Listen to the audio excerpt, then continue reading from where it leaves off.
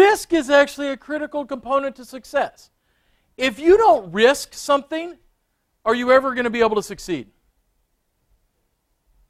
So let's take an example from athletics. Let's pick on volleyball today.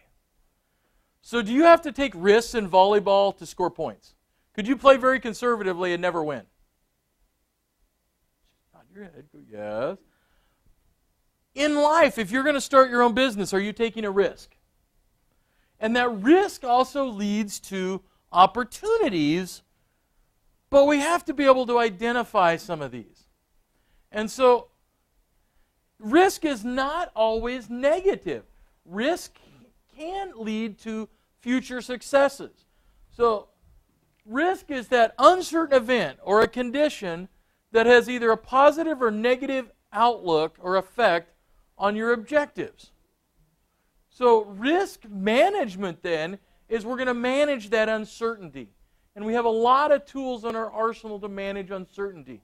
And you guys manage uncertainty every day in your lives. How many of you have driven a car in the last week? I'm going to say most of you have driven a car. Do you take a risk every time you get in that car? Is there a risk somebody will run into you? You will be texting and run into somebody else? A deer runs out in front of you? You're taking a risk. How do I manage that risk in my car? What do I do? What do you guys all have to purchase? That horrible insurance thing? Yeah, so you choose rather than, because you drive a car without insurance. Legally, is there a way to drive a car without insurance?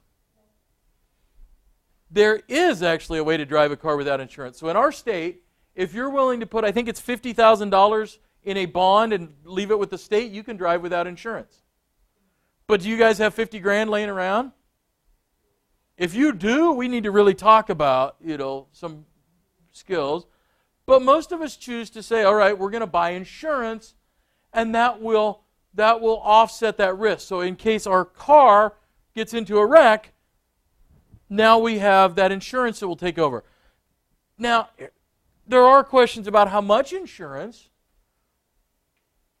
So has anybody had a wreck where your insurance, you went to the end of your insurance and you had to pay money out of pocket?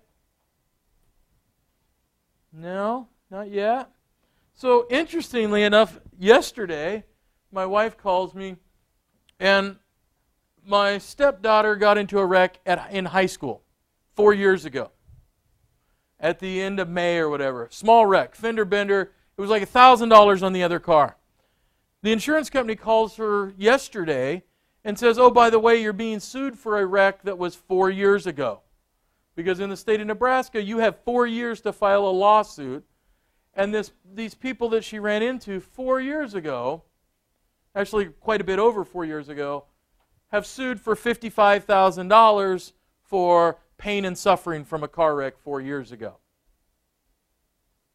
Now, a lot of questions and weird things. It was back in May when they filed the lawsuit, apparently. Insurance company is just now finding out about it. And so there's a lot of other issues with that.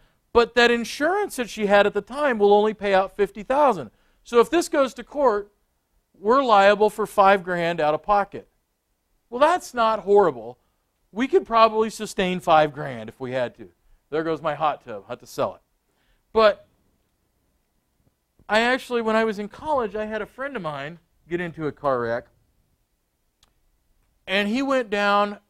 A, he was drunk, which was bad. And B, he had a very fast Porsche sports car at the time. And he crashed it while drunk down a street that is known for high-end restaurants. And he totaled out 10 to 12 Lincolns, the town cars, Cadillacs. And even though at that time he had $300,000 in liability insurance, he ended up paying several $100,000 more over many years to pay that off. So there's always that idea of risk management. We're always taking that risk. So how much insurance do you buy for your car? In this state, you can get by with $25,000 in liability. That's the legal minimum. But can you even hardly buy a car for $25,000 anymore? What happens if you get into a car wreck with a brand new car and it's your fault and you have to pay to replace that car, and you only have $25,000 in liability. Where does that come from? Well, it comes out of your pocket. And so those are those kinds of decisions we make, are how much insurance do we cover? And then even on that insurance, we need to think about those risks. What other types of insurance do we need to have? So if you're driving old jalopy, you may only have liability. And that may be great. If you have a $1,000 car, some of us only carry liability on some of our vehicles. On the other hand, if you go buy a brand new car and you want full coverage and be able to pay for it if the deer hits it and those kinds of things. So you look at that and we manage those risks.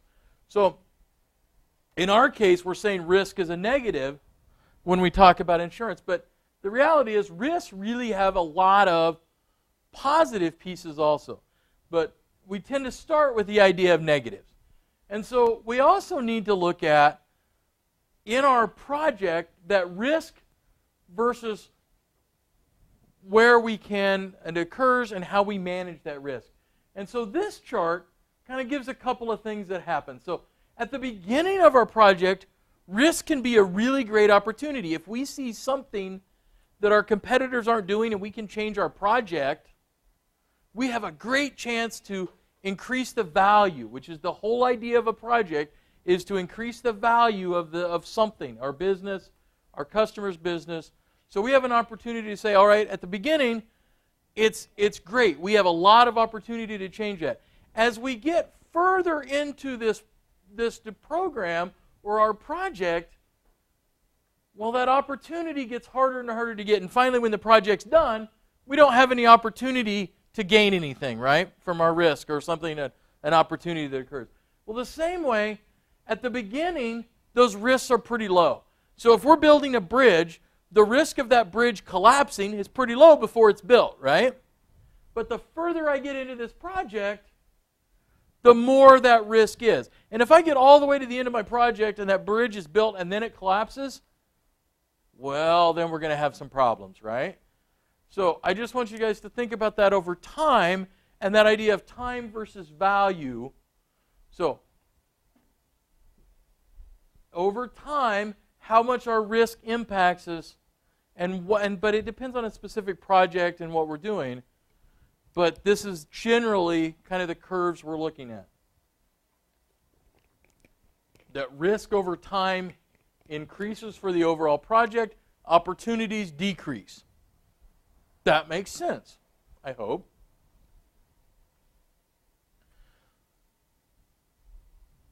If you go out and you try to find a college degree, one of them you might even find is risk management.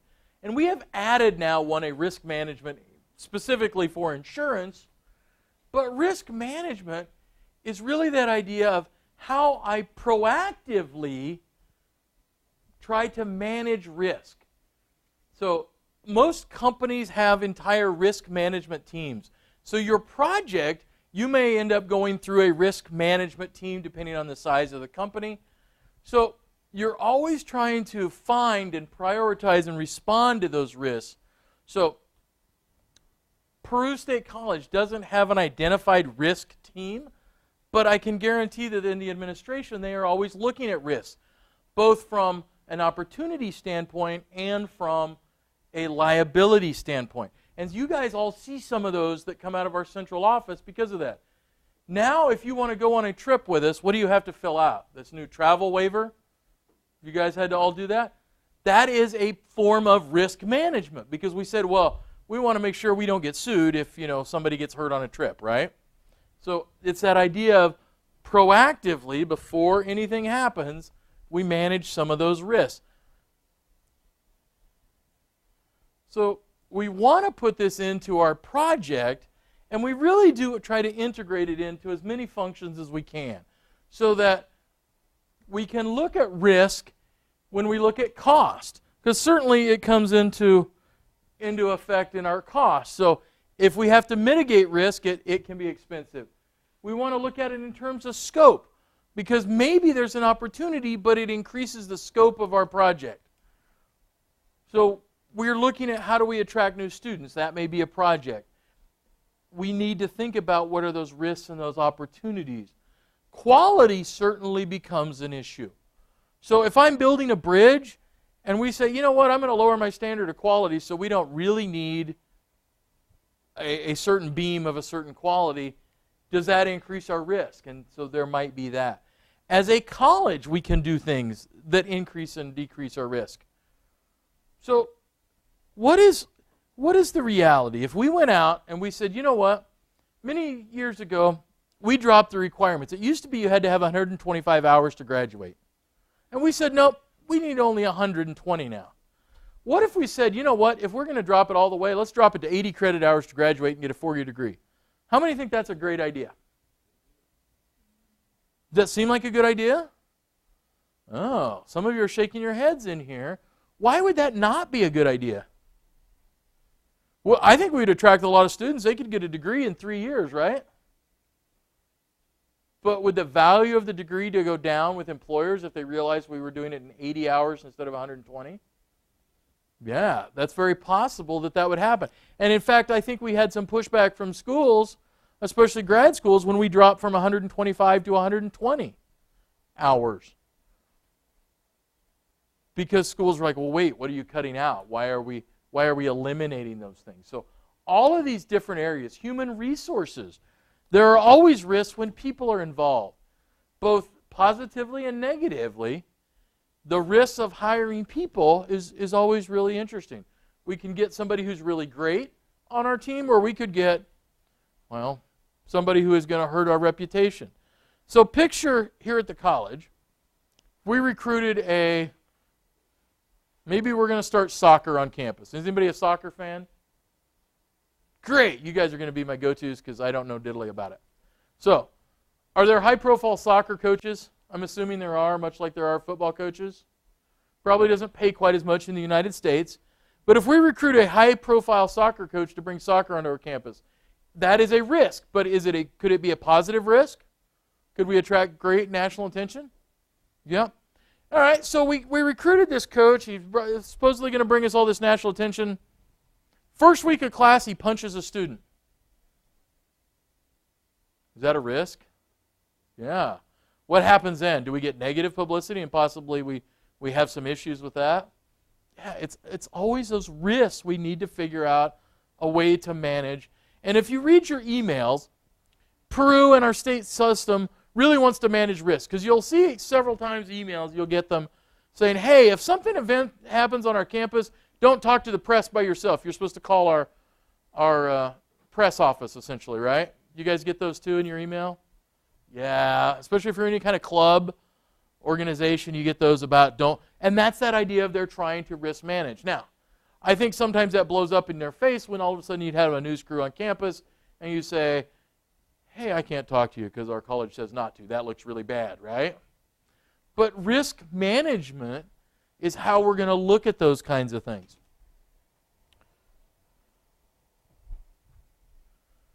So, we need a risk management plan. So we've got our project charter, and that's actually a part of this risk management plan. And so some of the things that might be in there. How are we going to manage this risk? Who has what job and roles in it? So is it purely the project manager, the project sponsor? Do we have a risk management team? What are the risk categories?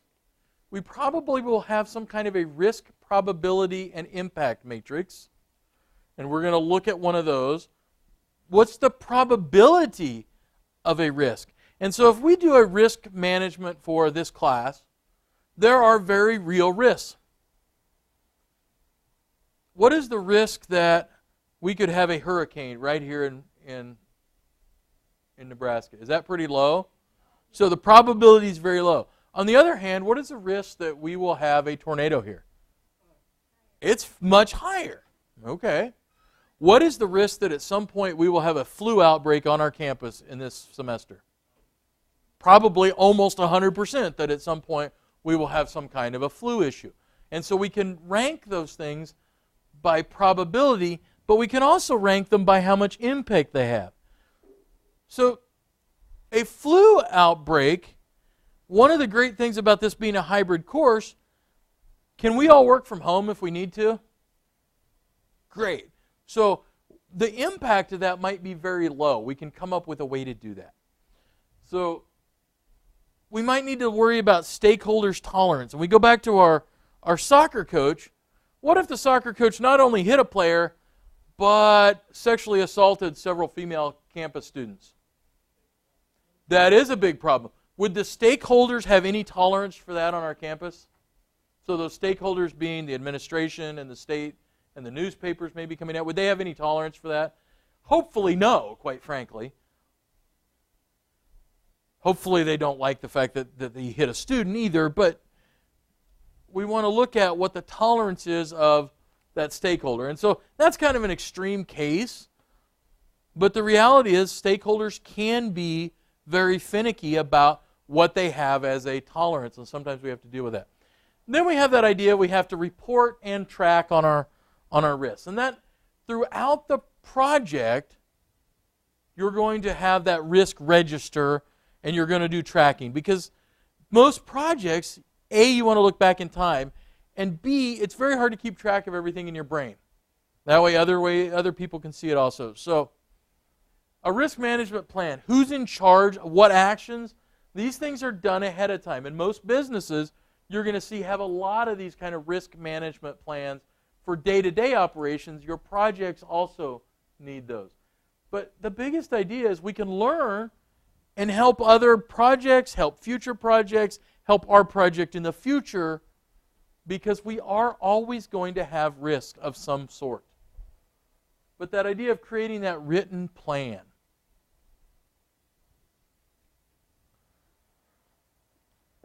So one of the issues or weird things I see in there is the difference between a risk and an issue.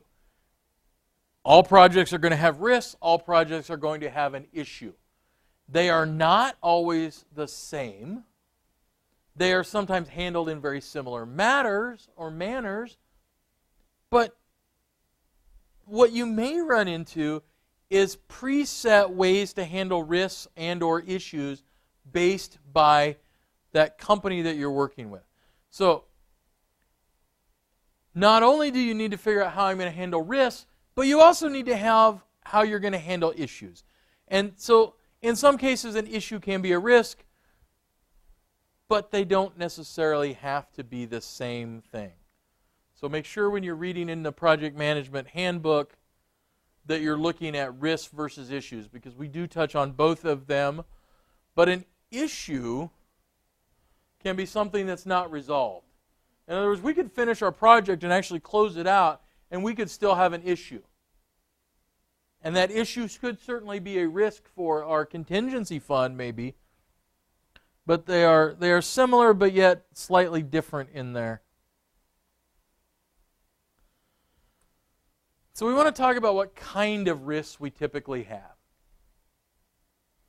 So a business risk.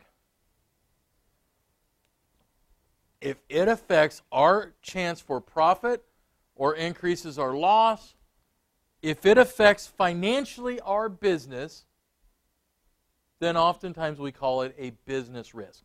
So if we offer new online courses and we spend time developing and money developing, that is a business risk that we are putting out there as Peru State College.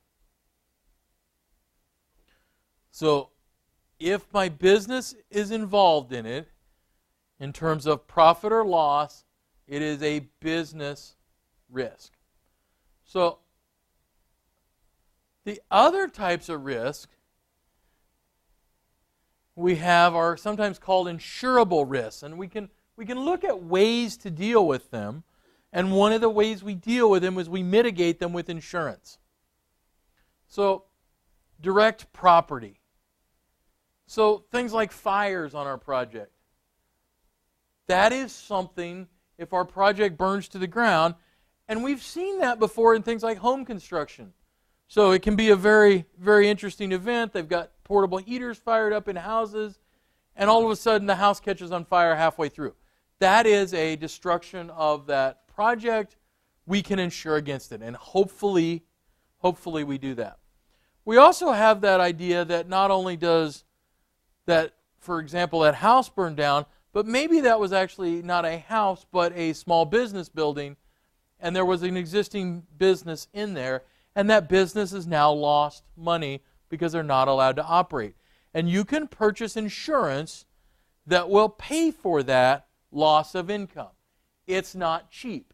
So again, you have to weigh the risk versus the opportunity of purchasing that insurance. Liability insurance, though, if you have a project or a company that doesn't have a liability insurance plan, run. Because in today's society, how many lawsuits do you see? How many ads for lawyers saying, hey, did you get in a car wreck? Were you injured at work? Call me and we'll sue the crap out of them. You can sue for anything, and it's expensive to defend yourself. The average lawyer is about $250 an hour just to hire them to go defend you. And so if they have to put in 80 hours of work to defend you on a lawsuit, that's a pretty good chunk of money. So liability insurance is a must, and we all have it in some way in our car. Once you start getting some assets, so you've bought a house, you have a family, you've got a pool, you've got a dog, you've got some money in savings. I know you guys all looked at that like, what is this savings thing you're talking about? Maybe you have a retirement account. You probably need, even on your personal level, to have a liability umbrella policy. Because it could happen. Somebody walks along the front of your house, trips on your sidewalk, breaks their leg. They sue your homeowner's insurance. Your homeowner's insurance pays out their $50,000 or whatever you've agreed to, but they've sued for $1 million. What are you going to do? So liability insurance is one of those things that we almost always need to have. I wish we didn't. I wish people were all wonderful and great, but unfortunately, liability insurance can happen with anything. Maybe we drop something on our work site. Maybe somebody gets hurt when they're walking through there.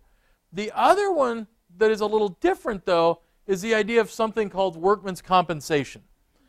And so maybe one of you has gotten hurt on a job somewhere. Has anybody got hurt in here?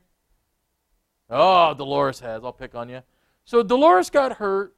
Most workman's comp plans pay nearly what you were making at the time of when you got injured, because they're designed to keep you afloat financially, and they have to pay to restore you to essentially the same condition. So if you broke your leg at work, and that is a work injury, well, now you can get the hospital paid for, and it doesn't come out of your pocket. It comes out of that workman's comp insurance.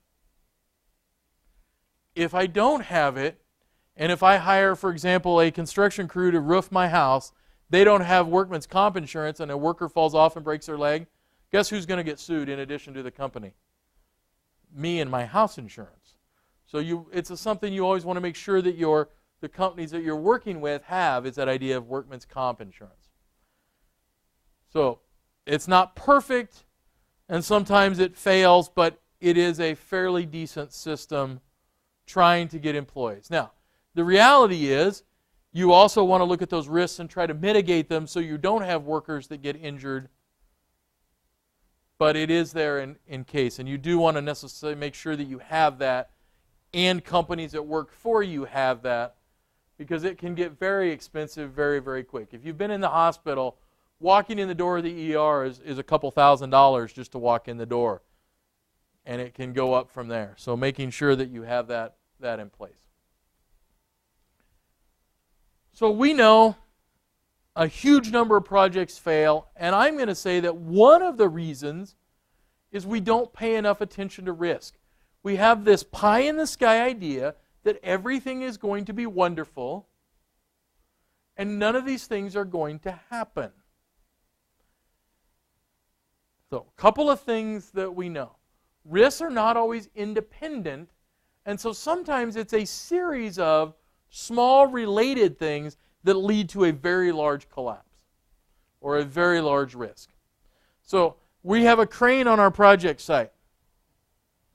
Well, that's great, but somebody didn't get an outrigger set on a proper wooden pad, and it's not distributed right. And the crane works for a week or two. But then we have an unusually large load of materials that we need to swing around. And we're at the 90% capacity of that crane. Now suddenly we have two related events So we have typically what we would consider a very heavy risk load anyway, and now we combine those things. And so very small things can sometimes be very expensive, both in terms of personal loss and in financial loss. Bless you. So these things happen. Somebody makes one line of code wrong, and we lose a satellite that cost $100 million to send up into orbit. Those kinds of things. Very small, often they're related little things. So one thing I want to point out that I don't think the PMBOK makes very clear, at least when I read through it, is that risk management, even though you are the project manager and it's part of your responsibility set, it generally is the project sponsor is the ultimate responsibility for that idea of risk. So a lot of times that risk management, you will be handling pieces of it, but that sponsor tends to be the one that's in charge of that risk management as a upstep. So you may relay information, you may make suggestions, but in a lot of cases this is one of the areas that sponsor gets more involved in a project. Or they may involve, if they're a large company, they may involve a risk management team to actually evaluate a safety department, those kinds of things. So they're looking at what's going on to make sure that it all is being done. So, I talk about construction. Think about the idea of risk management. My project is to build a self-driving car. I'm just writing computer code. Is there risk in that? Yeah. And we know that there have been incidents with self-driving cars. We know there's been issues with computer code in cars. General Motors has had cars with software in the braking systems that have been defective for years, unfortunately. And under certain conditions, the brakes would fail, not due to a hardware issue, but due to a software issue. So even though we're not physically making a product or doing something, that reality is that we can still have those risks and those things happening to us.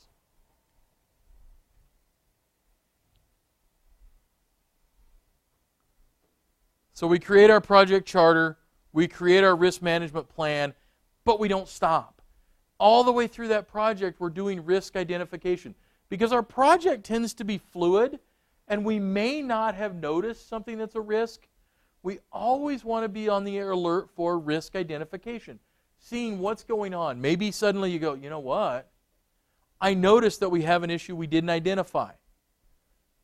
And so we have some documentation procedures for documenting that risk and hopefully making some kind of a correction or insuring against that risk or some way to mitigate the damage from that risk. So, some of the types of risks you might run into. So, technical, external risk, organizational, risk in project management. And so we created a work breakdown structure where we broke tasks down. We also can do the same thing with risk breakdown. So that risk breakdown, we can look at where risk occurs, how it occurs, why it's occurring, and come up with some solutions. So this is a pretty good breakdown of a risk breakdown. So over here on this technical side, so quality is one of the ones that weirdly falls over there, that idea of quality being a very technical idea. So we have technical risks. So things can happen on our project, both positively and negatively. So maybe where our project is, we're building the latest Samsung, what are they up to, 9 or whatever? You're going to build the version 11, 2 versions up.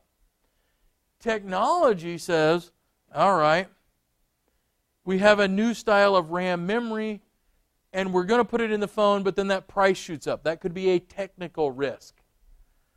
So interfaces, performance, all those things fall under that idea of technical.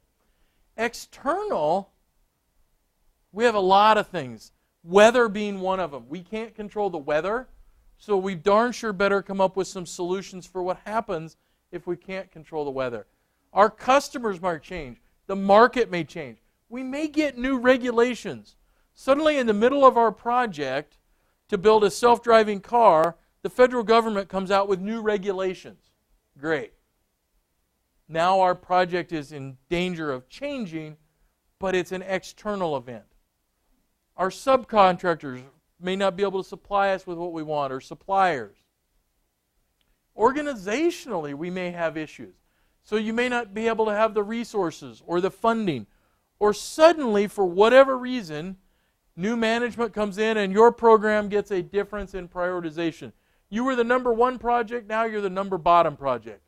And it can happen fairly frequently.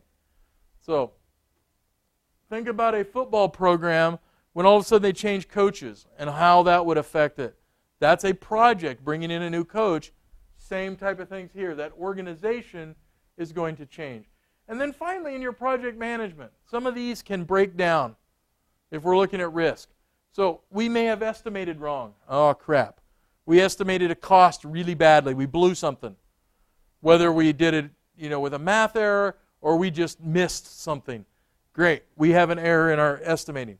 Same thing with planning or controlling. We may have had an error, and that error isn't necessarily always on the negative side. Maybe it's not a cost overrun, maybe it's a cost underrun. So we actually have some opportunities, if we did something wrong, that maybe we're actually saving money, not spending more. Unfortunately, it tends to be the other direction. We miss things, and those costs tend to go up. Maybe we have a communications breakdown, and suddenly our project manager no longer is able to send an email to the project sponsor because they won't even talk to each other. Those things have happened. Or the project manager won't be able to talk to the HR department because everybody is in conflict.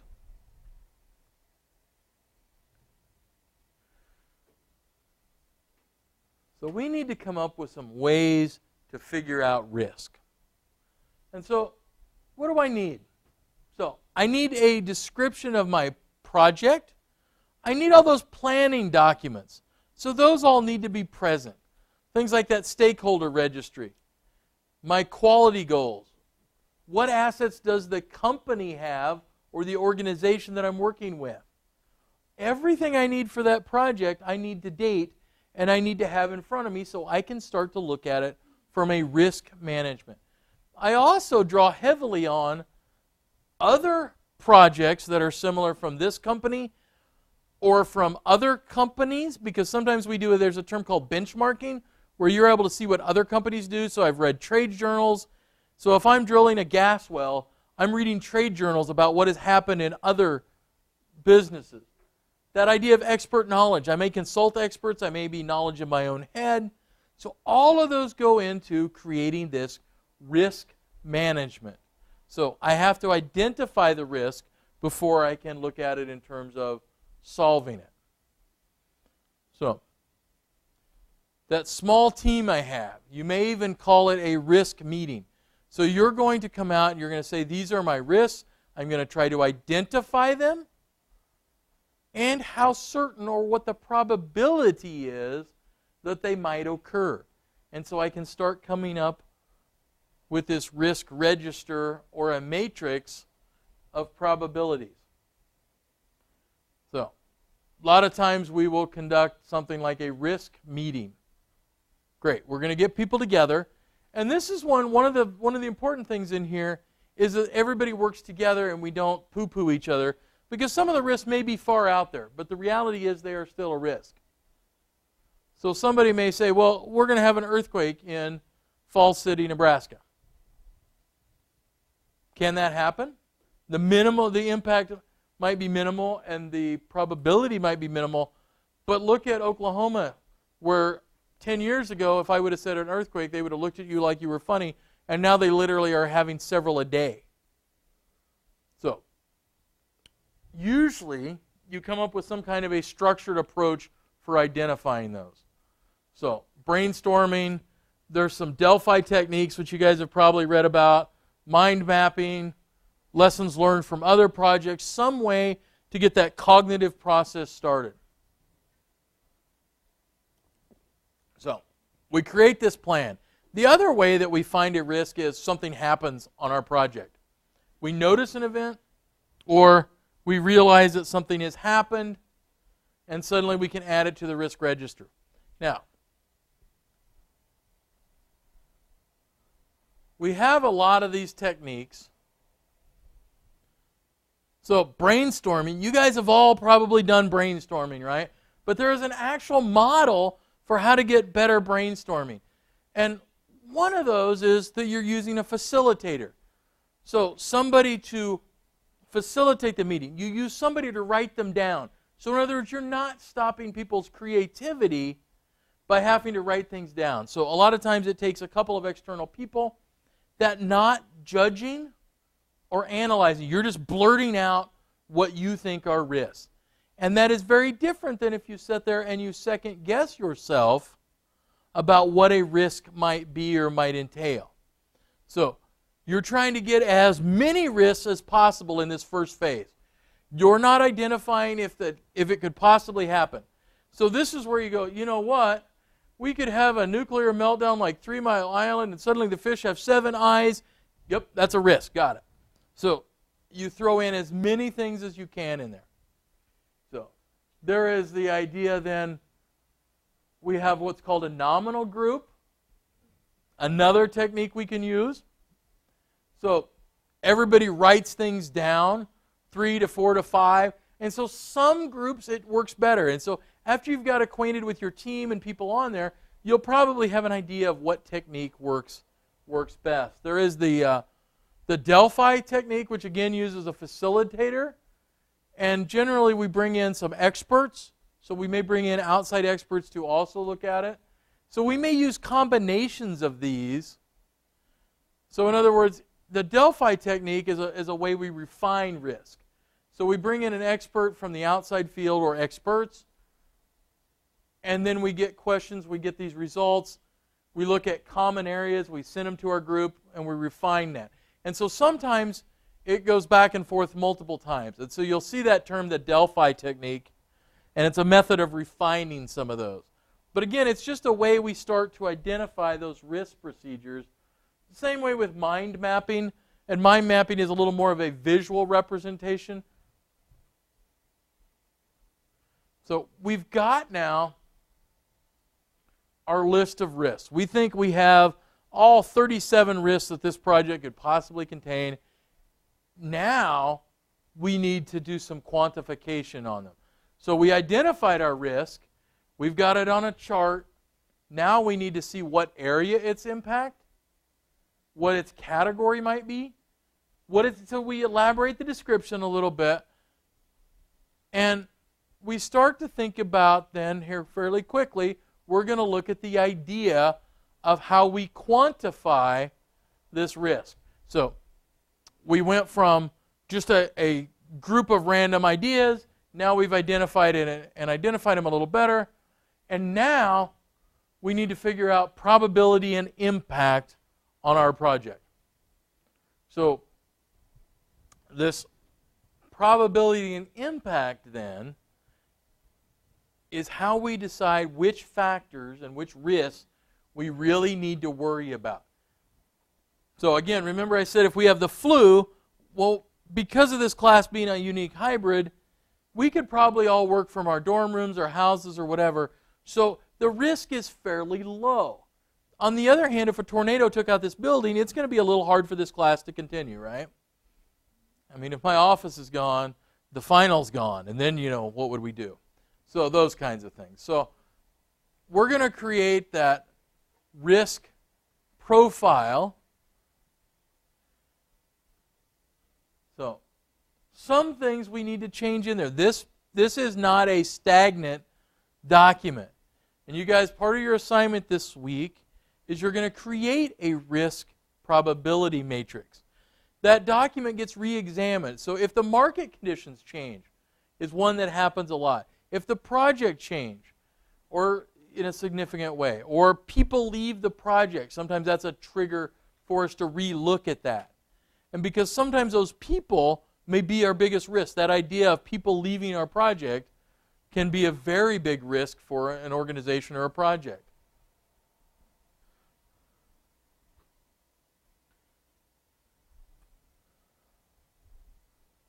All right, so this is where everybody gets scared when I use the term quantitative. So what does quantitative mean? It just means you put numbers to it. You guys put numbers to things all the time. So Quantitative says there's some numeric value that we're going to rely on. Quantitative is also, we use the term objective. So in other words, we try to be as non-judgmental as possible. So we'll also look at the idea of something called qualitative, and qualitative is a little more flexible. So it's less precise, but depending on what kind of a risk, that may be appropriate for either or. I tend to focus on quantitative. And so our primary emphasis in here is we're going to look at quantitative, ways we can identify risks and put values to them. So here's an example of a qualitative. So in other words, here we've used a color code for those risks. It's interesting. It's a little harder to deal with because we don't know those yet. Probability, though, we all know. Does everybody know probability? Remember that from stats? Everybody's like, oh man, not from stats again. So think about it this way. If I flip a coin, I even have a coin. What's the probability? Okay, since you're right here, Miss Proper, I'm going to pick on you. What's the probability if I flip this coin it's going to be heads? 50-50, 50%. See, you got it. If I flip the coin twice, what's the probability both of them are going to be heads? Oh, so now we got a little tougher. So the reality is these probabilities are very useful in this. And so we'll work on figuring out how to do this. So let's do the idea then. Let's go to the idea of weighted averages. So probabilities multiply by each one. So the reality is every time I flip a coin, I'm multiplying the probability. So let's say we have our case up here. So Joe says we have a 35% chance of being late. So this is our risk. Our risk is being late. Mary, though, says we only have a 40% chance of being late. Ed says we have a 50% chance of being late. But remember when we did that beta analysis where I weighted those averages, where I did the 4 times something? Look at what we're going to do right here. And so we're going to do something very similar. So a lot of times we weight those averages because we think one person in this team is far better at this or has more knowledge about it. So we said, all right, Joe gets twice as much credit because he knows more about the situation. So when you think about a team you've been on, are there people that know more than you do sometimes? So you might give them a little more weight. And now we're just doing it with numbers. And so what we're saying here is we have 1, 2, 3 people that are all giving their expert opinion about when we're going to be late. And if I just added up those percentages and divided them by 3, that's an average, right? All we're doing is we're weighting that. So we're putting in 2 of Ed's opinion, or Joe's, whoever it is in there. And Joe in there, so we're going to say 2 times his 35, plus Mary's 40, plus Ed's 50. And I know that I have 1, 2, 3, 4 numbers, so I divide by 4. So by weighting that average, we get 40%. So it's a way that we can adjust for knowledge in there. So there are engineering handbooks about all different kinds of risk and ways to do that. So this probability analysis, we're not going to go way far out on the limb yet, but this is one of the best techniques, and maybe you'll use something very similar to this. Have any of you been on a committee to hire somebody? Oh, a couple of you. Maybe you're on a committee to form something, and you've got to interview people. And you may have somebody on your team. Let's say we're hiring a new football coach. And I'm on the committee. Let's say, who else is on the committee? Let's put Spencer on the committee and Dolores on the committee. Who else should we put on the committee? And then we grab a football player. We put him on the committee. Does his knowledge of football make his value a little more in that situation. So we might double up his opinion when we calculate those things out. So this is just a way we can do that. So remember, no matter how many numbers of these we put in there, it's easy. If I say, I'm going to give Joe twice as much credit, we just need to know how many of those percentages we have altogether, divide by that number. Luckily, Excel is really, really good at this for you.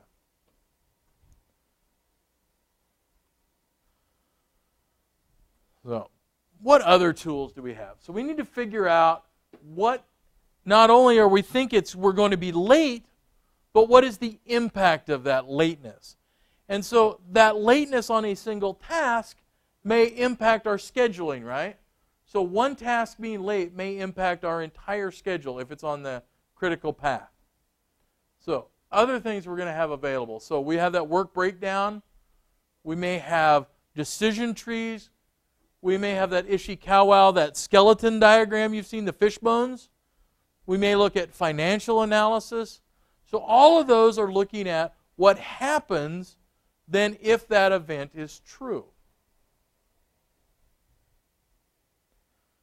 We may also think about during quality. So what happens if we know we're going to be late and one of our responses is, well, we can do it quicker somehow, and we lose quality. So we also need to probably think about that. So we have a lot of pieces to deal with in risk management. We're adding the idea of, we looked at probability, we looked at tools and how does it impact us.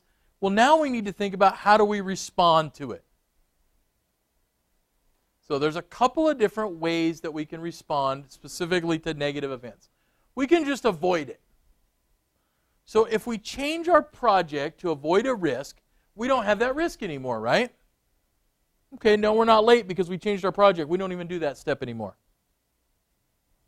So as a football coach, if we changed leagues so we did not have to play the hard teams, we're avoiding risk of losing, right?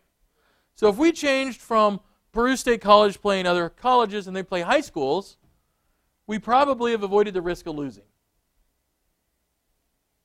Everybody agree on that? So same way with others. So we're avoiding the risk. We can mitigate the risk.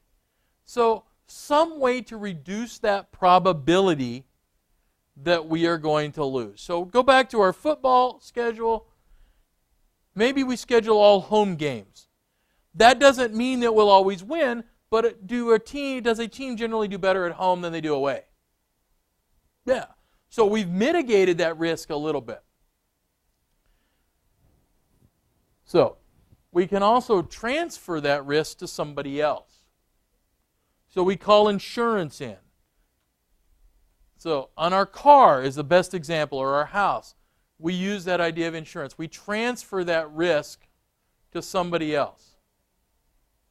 So one of the good examples of that, think about being an athlete and you're going to go play professional football or basketball or baseball. What happens if you get hurt the last play of the game as a senior?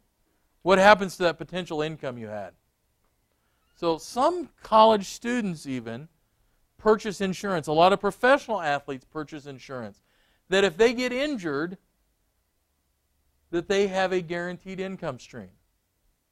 You have actors or singers that insure their voice. So if their voice goes, they still have some income stream.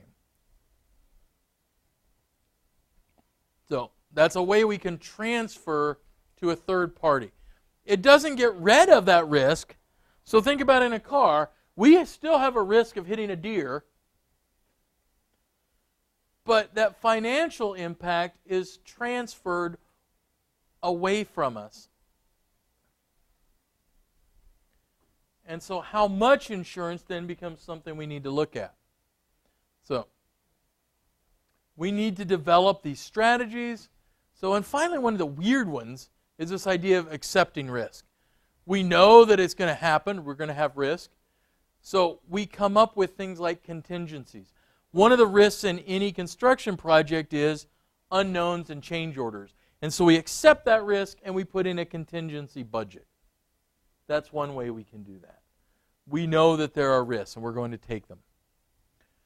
So, positive risks, though, are also something we need to deal with. So, what about how can we deal with a positive risk? In other words, some opportunity we see that is also in that risk category. So we can exploit it or use that situation to our advantage. So maybe in the middle of our project, we see a risk of another company has failed. They're no longer building phones. Apple has quit building phones. We're at Samsung. That's a risk. We can exploit that. Maybe we can come up with a way to enhance our positive impacts, that probability of those. Maybe we can even use a third party. So we could partner with ZTE and say, all right, I'll share some of our technology, you share some with ours, and we'll take Apple off the board. Sometimes it's less active. So you say, well, I see there's an opportunity. I'm going to take as much advantage of it, but I'm not going to actively pursue it. So, yeah, we see Apple phones are going downhill, but I'm not going to deliberately target them. I'm not going to advertise against them. I'm going to use whatever techniques I have. So, contingency planning is one of those things we also need to look at. So budgets, so extra budget sometimes we have in there. Schedule alternatives, some way to deal with it. We may need to come up with workarounds. Maybe we can't get the equipment or the machinery or the programmers. How do I deal with a workaround? So maybe if it's a programmer, in the middle of this project, I'm going to have to contract with a third-party programming team. Emergency responses, how do I deal with it? And what happens if I just have to shut the project right down? What is the liability in that? And sometimes that is what we end up having to do, unfortunately. Maybe we have an external event. We're developing a new chemical for farm ground, and the federal government comes out and says, you know what, you can no longer use chemicals on your ground. Great, we're done. What is the liability if we shut down right now? So this risk register, that log of events, issues, risks, needs to be done on a fairly regular basis. So if people see risks, they need to report to you. You're kind of that in-between guy. You also need then, as project manager, you're going to work with that sponsor to make sure that if you have a risk event, you're applying the right plan, showing them that a risk has happened, that you had the right probabilities, and how you can work that as a response.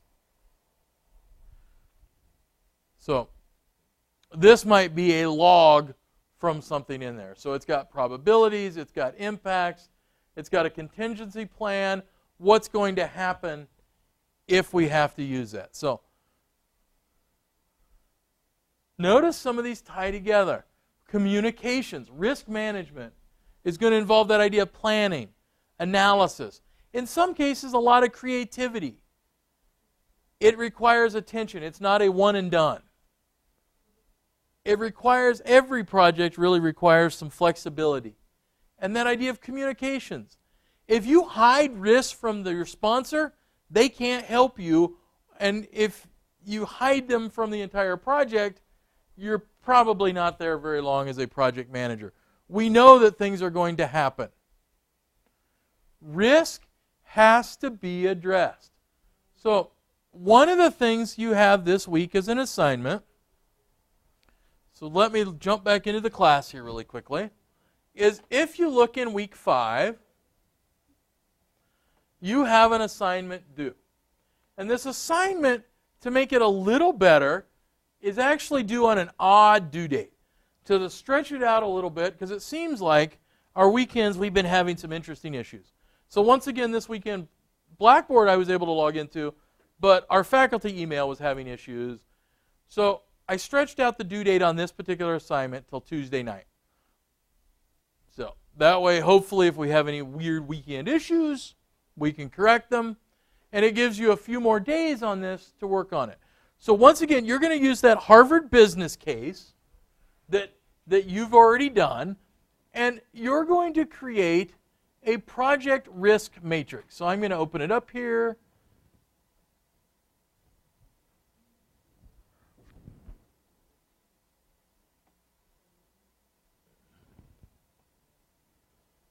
So as I look at it here, so there are instructions. Oh, so this is a template that came from the PMI.org organization. So it has some categories and classifications, impact, probability, and it's got a risk score. So risk score is impact times probability. So I go over here and I look at what I'm doing. So I have impact severity, risk probability, and notice it says here, risk score. Impact times probability. So my hope is that you can identify which ones are the most, have the most or the highest risk score, and those are the ones we need to put the most response effort into. Now, there is no formula in there. But I bet if you type equals and you said, I want this cell times this cell, you could create a formula in there, right? That's not a very hard formula. You can multiply two items together. So you also need a response plan. Who is responsible? Some timeline on it. So here's the weird part. Because it's based on that Harvard case that you already got the end result, you already know some of those risks, right? But I want you to put yourselves at the beginning of that project and try to figure out what risk items are not accounted for in that case, and make sure you include the ones that actually did happen. Because if we could look back on every project, it'd be great. We'd have that hindsight and know exactly what's going to go wrong. But this should be a fairly easy assignment once you read that and look through there. So you need to make sure you have classification, descriptions, and again, those instructions are here of what those items are. So risk classifications. I would also ask that you actually write that out instead of just trying to put a number in there, because that makes it hard for me to look at. So make sure you do that. Save this as an Excel file. And notice it has a lot of different pieces in there.